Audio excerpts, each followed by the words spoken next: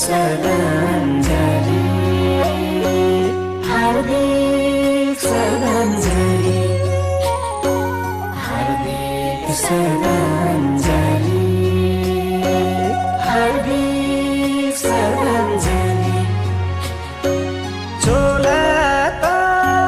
सकियो नि सम्झना छ बाँकी विदाई गर्न